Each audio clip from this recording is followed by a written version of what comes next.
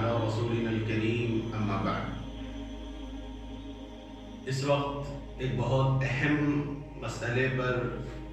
آپ حضرات سے یہ عاجز مخاطب ہیں۔ اس وقت مختلف قسم کی سازشیں اور کوششیں کی جا رہی ہیں اور کسی طرح مسلمانوں کو اسلامی تشخص سے، اسلامی پہچان سے، اسلامی تعلیمات سے کس طرح دور کیا جائے، یہ پوری ایک منظم سازش اور پلاننگ کی جا رہی ہے۔ اگر آپ غور کریں تو آپ کو اندازہ ہوگا کہ کچھ دنوں سے اس وقت مختلف قسم کے مراحل اور مختلف قسم کے مسائل سے مسلمانوں کو دوچار کیا جا رہا ہے۔ خاص طور پر اسکول میں ایجوکیشن کے اندر نئی تعلیمی پالیسی جو لائی گئی ہے، اس پہ اگر غور کیا جائے تو ہمارے بچوں کو اسلام سے، اسلامی علامتوں سے مکمل ہٹانے کی پوری پلاننگ کی جا رہی ہے۔ اور ایسی صورتحال میں اگر ہمارا غفلت میں رہنا اور ہمارا مکمل طور پر اپنی اولاد سے غافل رہنا، اللہ نہ کرے کوئی ایسا ذریعہ اور سبب بن جائے جس کے نتیجے میں ہم آگے چل کر اپنی اولاد کو مرتد ہوتا ہوا، اپنی اولاد کو دین بیزار ہوتا ہوا، اپنی اولاد کو اسلامی تعلیمات سے بالکل کٹا ہوا دیکھنے پر مجبور نہ ہو جائے۔ اور یہ پوری کوششیں کی جا رہی ہیں اس وقت، اور پلان کیا جا رہا ہے کہ کس طرح مسلمانوں کو، نئی نسلوں کو، خاص طور پر بچوں کے ذہن کو کچھ اس طرح بنا دیا جائے کہ وہ اسلام کی تعلیمات سے ہٹ جائیں۔ اور ہم میں کا ہر ایک آدمی اپنی اولاد کے واسطے اچھے سے اچھے تعلیم دلانے کی فکر رکھتا ہے اور رکھنا بھی چاہیے۔ ایک باپ کی، ایک ماں کی ذمہ داری ہے، ایک پیرنٹس ہونے کی حیثیت سے اس کی یہ ذمہ داری بنتی ہے کہ وہ اپنے اولاد کی، اپنے بچوں کی اچھے سے اچھی تعلیم کی فکر کرے۔ لیکن یہ بھی ایک بڑی تلخ حقیقت ہے اور یہ بات ہم کو ماننا پڑے گا کہ ہم میں سے اکثر لوگوں کا مزاج ایسا ہے کہ ہم اپنے بچوں کو اچھے سے اچھی انگریزی تعلیم ضرور دلانا چاہتے ہیں۔ یہ عاجز آپ سے اس وقت یہ کہنا چاہتا ہے، یہ عاجز کوئی آپ کے بچوں کو انگریزی تعلیم دلانے کا مخالف نہیں ہے۔ آپ اپنے بچوں کو اچھے سے اچھے اسکول میں، آپ اپنے بچوں کو اچھے سے اچھا ڈاکٹر بنائیے، آپ اپنے بچوں کو اچھے سے اچھا انجینئر بنائیے، اور یہ وقت کا تقاضا بھی ہے اور ضرورت بھی ہے۔ اپنے بچوں کو بہتر سے بہتر تعلیم فراہم کرنے کی ضرورت بھی ہے،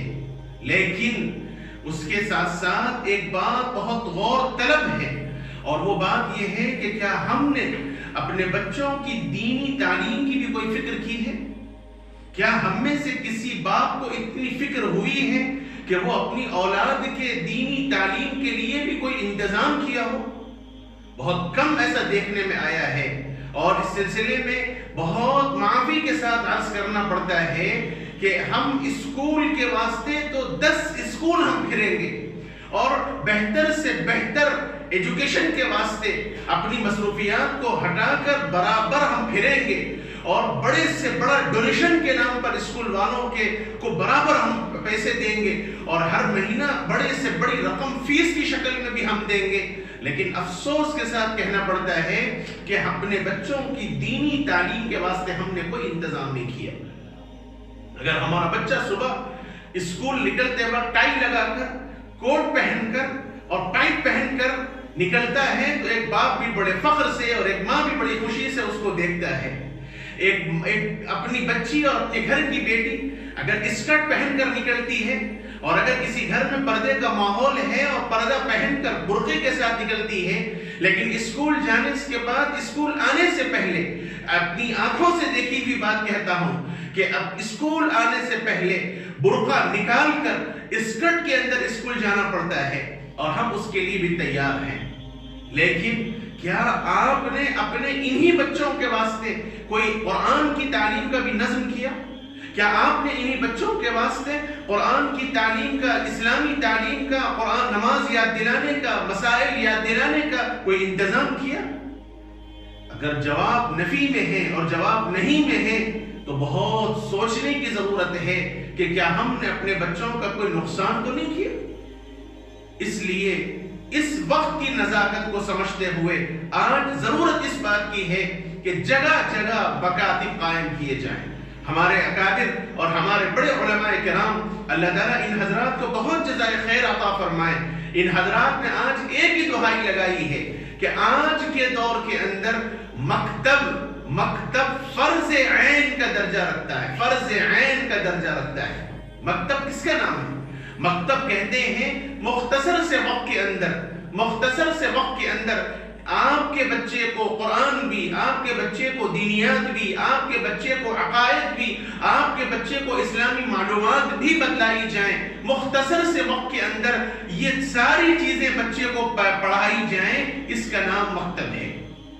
میں آپ کو بتلا دوں کہ بہت سے لوگ اپنے بچوں کے لیے ٹیوشن کا انتظام کرتے ہیں اور ضرور کرتے ہیں، لیکن کیا واقعتاً ان ٹیوشنز کے اندر آپ کے بچوں کا حق ادا ہو رہا ہے؟ ایک استاد اگر آتا ہے تو کیا واقعتاً وہ آپ کے بچے کو پڑھا رہا ہے؟ کیا آپ نے کبھی دیکھا وہ کتنا پڑھا رہا ہے اور آپ کا بچہ کتنا ترقی کر رہا ہے؟ یہ سوچنے والی بات ہے۔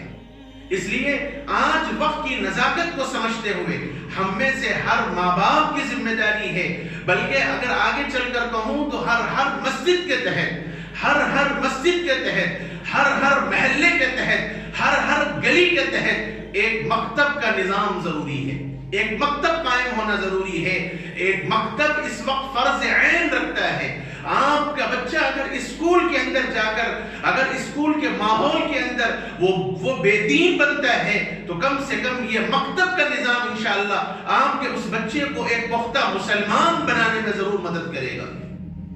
اور اس مکتب کے اندر آپ کے بچے کو قرآن کی تعلیم دی جائے گی، اس مکتب کے اندر آپ کے بچے کو اسلامی تعلیمات دی جائے گی، اس مکتب کے اندر آپ کے بچے کو ضروری مسائل یاد دلائے جائیں گے، اس مکتب کے اندر آپ کے بچے کو قرآن کی تعلیم سے بہرور کیا جائے گا، اس مکتب کے اندر آپ کے بچے کو آپ کے نبی کی سیرت پڑھائی جائے گی، اس مکتب کے اندر آپ کے بچے کو اسلامی عقائد بتلائے جائیں گے، اس مکتب کے اندر آپ کے بچے کو ایک لینگویج کے طور پر عربی سے واقف کرایا جائے گا۔ یہ ساری چیزیں ایک مکتب کے تحت چل سکتی ہیں، ایک پرائیویٹ ٹیوشن کے تحت نہیں چل سکتی۔ اس لیے جگہ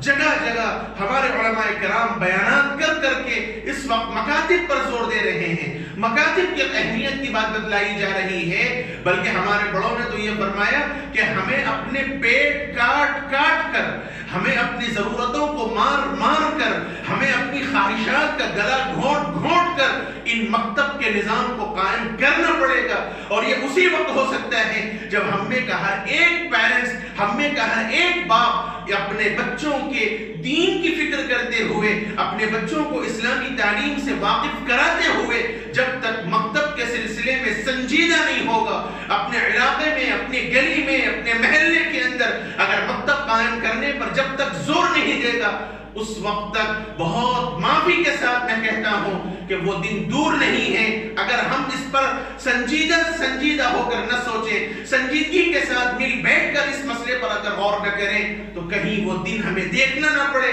کہ ہم اپنی اولاد کو بے دین ہوتا ہوا نہ دیکھیں۔ اس لیے اس مختصر سے پیغام میں ایک ہی بات آپ سے عرض کرنی ہے کہ خدا کے لیے اپنے بچوں کے حال پر رحم کھائیے،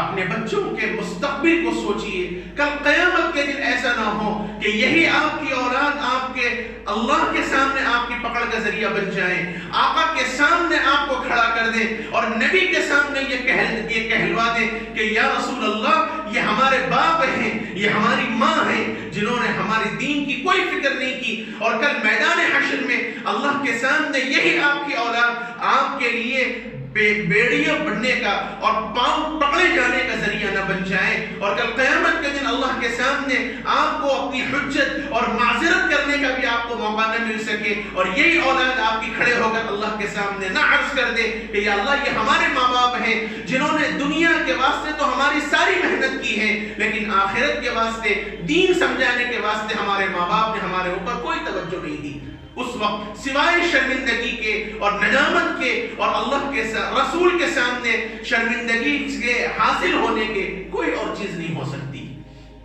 اس لیے تمام ہی میرے بھائیوں سے بہنوں سے ہاتھ جوڑ کر گزارش ہے، اللہ کے واسطے اس عاجز کے اس جذبات کو آپ سمجھیں اور جگہ جگہ مکتب کے نظام کو قائم کرنے کی کوشش کیجئے، فکر کیجئے۔ اس کے بغیر ہماری نسلوں کو دیندار بنانے کا ہم خواب نہیں دیکھ سکتے۔ اللہ کرے یہ چیزیں ہماری سمجھ کے اندر آ جائیں۔